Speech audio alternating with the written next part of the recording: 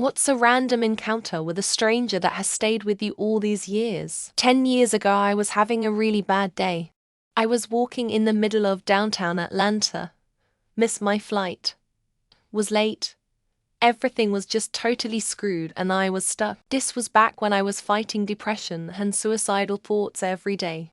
A random homeless guy walked up to me and gave me a hug and offered me one of the coffees he had. Changed my life completely.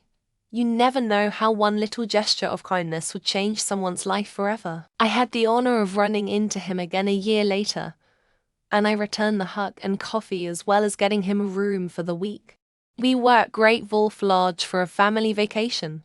It was my turn to take the kiddo questing with the resort's interactive wizard game that was scattered all over. After hunting for some picture frame that took forever to find, we walked toward the fairy pond level. I walked past a mum whose kid suddenly didn't want to wear their pricey princess hat anymore. Me and the parent made brief eye contact, and the amount of heavy sighs that was communicated in that split second was hilarious. I've never felt so connected with a complete stranger before, especially for such a brief period of time. A few years back, this old dude walks into Starbucks, orders a plain black coffee. No fuss. Sits down. Pulls out this tattered sketchbook. I'm wiping tables, kinda peek over, and he's just drawing the most insane urban sketches. We get chatting, turns out he used to be a big-time architect. Now just chills drawing buildings for fun. Dude noticed I was into his sketches. Ended up gifting me that sketchbook when he finished his coffee. Said, "Keep your creativity alive, no matter what." Still got that book. Reminds me not to let the daily grind dull my dreams. I used to work customer service for a company that made custom stencils for company logos or interior design patterns. One day I got a call from a woman who asked if I could help her make a stencil of just the name Max in cursive. I drew it myself and had it custom made, and weeks later I get a thank you card in the mail that is written in Braille and signed Max in my handwriting. I never met you, Max, but 11 years later, I still have your card, and every time I see it, it reminds me of how much small acts of kindness can make a difference in someone's life. The guy who sat opposite me on the train when I was making my way home for my granddad's funeral, the full 2 hours by helping me to brainstorm my creative writing assignments. And then he carried all of my luggage onto my connecting train for me, despite the fact that he had his own train to catch. I think about him often. I was 18, and it was my first ever bereavement. And having a complete stranger be so kind to me is such a lovely memory to associate with a really awful time. I was ranting to my now wife about the jarringly erratic playlist at a Safeway. Guy in front of us in line said the rant reminded him of something from David Foster Wallace, and referenced his essay on Cruz's Ike. It was a supposedly fun thing I'll never do again. I tried to make small talk and said, "Oh, glad to know there's at least one other person on earth that thinks the way I do." Not knowing much about DFW, he looked me in the eyes and said, "Well, he killed himself in 2008 and turned back around." I think about that interaction often. I was with a group of friends walking home pretty trash from an Oktoberfest party, or pretty trash, of a car full of other drunk girls sitting at the light just opens her window and screams at us, "Show us your ball sacks." Pussies, so my drunker screams back, "Shows your pussies, ball sacks." And both groups immediately start busting up laughing to the point of tears in the middle of an intersection. I still think about that from time to time over 15 years later. My sister and I met this weird dude in a pub in London. He was gathering cigarette butts, and I offered him a regular cigarette. He didn't want one. He then sat down with my sister and gave her some kind of super intense message and told her he was God. And she believed him. I don't know what the message was. 8 days later, we saw him again halfway across the city in a totally different neighborhood, and he was walking down the street eating a pecan roll, and he recognized us and was just lying, "Hey, what's up?" It was weird. Got on a train. 2 hours journey. This guy gets on, looks drunk, stumbling a bit, stating, he sits next to me. Other drunk sitting next to me blabbing away. We start talking. He had a brain injury. The nicest bloke I ever met. We laughed and joked for about an hour. Then he gets up, says, "See ya, mate," and gets off. I nearly got up to get his phone number as we had a top time. And I think we would have become good mates.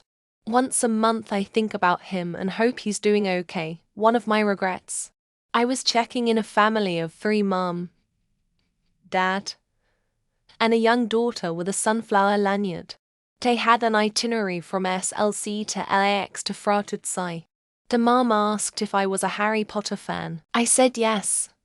Then she said it was because her daughter thought I looked like one of the characters. The daughter and I are talking about Harry Potter and the Prisoner of Azkaban because the Weasleys went there during summer vacation. I've checked in a lot of passengers, but the family from SLC sticks with me. One of my earlier jobs, I was a cashier at Walmart.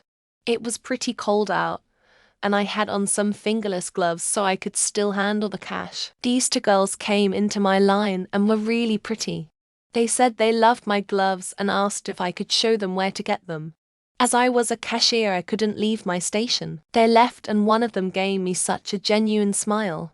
It wasn't until they left that the cashier next to me said they were flirting with me. I was completely oblivious.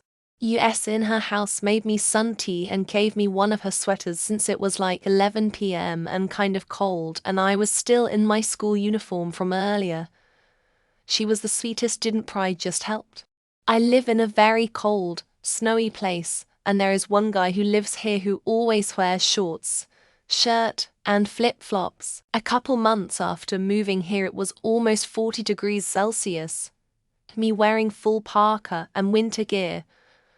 So this man wearing his normal clothing, and I definitely did a triple take. He must have noticed and just looked at me, grinned, and proceeded to walk away through the snow with his flip-flops. A legend in my book. A few years ago, I was coming back home from a party at 3 a.m. and this guy starts talking to me on the street. I naturally felt uncomfortable and it showed. He started explaining himself, and turns out he was a Syrian refugee who had lost his whole family. I slept that night after hearing his story. The amount of pain some people have to go through is unimaginable. I still think about him and hope that he is okay. Got dumped at a bar by my then girlfriend. Let's just say it wasn't the best of ways I got dumped.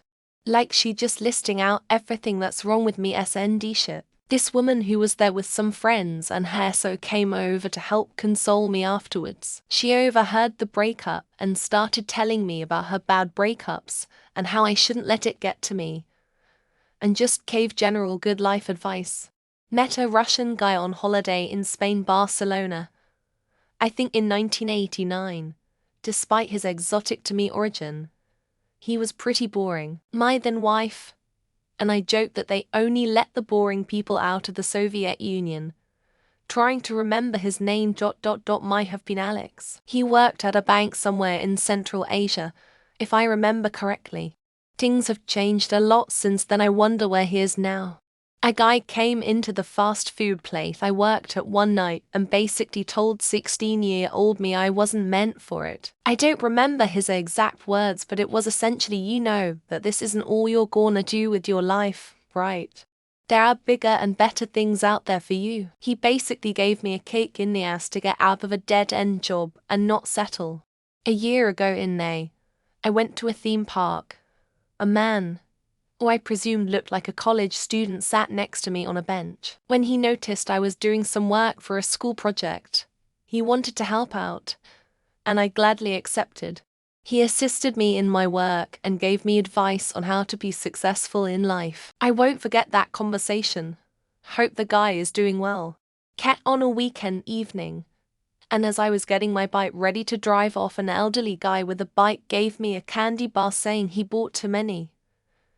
Then we shook hands like real gentlemen and drove off. I didn't shit after eating that, so I believe it wasn't a weird attempt at anything. I was in South Korea, in a taxi. The taxi driver asked me where I was from. I said Arizona. He pantomimed shooting off a gun into the air with each hand. I'm not sure if he was referring to AZ's Wild West history, or our current lack of gun control. and the then recent shooting of AZ State Representative Gabby Giffords at a grocery store. I was 8 and couldn't swim. I went to the pool on the shallow side and there was a man inside. He saw I couldn't swim and he taught me how. Showed me techniques, but I couldn't get it. The next day, I went back to the pool. He wasn't there, but I went inside and I was able to start swimming. I still do, to this day. Never saw the man again. During 9/11, I was in Paris. As I was about to get off the subway, an elderly man and I came to the door at the same time. I said after you and gestured with my hand for him to go. When he got off, he asked me if I was an American. I told him I was. And he said in broken English, "God bless America." It made a bad day a little better. I was in a bad place mentally in Arcata, California. And every day I'd walk to the laundromat to charge my phone and such. Food started appearing there, and I was food insecure now. And this wonderful gentleman came out of the mountain and gave me muffins and fruit and said the world needs you, and I never seen him again. A stranger on a first date helped me jump-start my car stuck somewhere in San Francisco. The date didn't want to help. The woman put her foot down, and I got me out of a sticky situation. I was young, new to the area, and state, totally green, and didn't have AAA. Her kindness has always stayed with me. Thank you, tipsy stranger.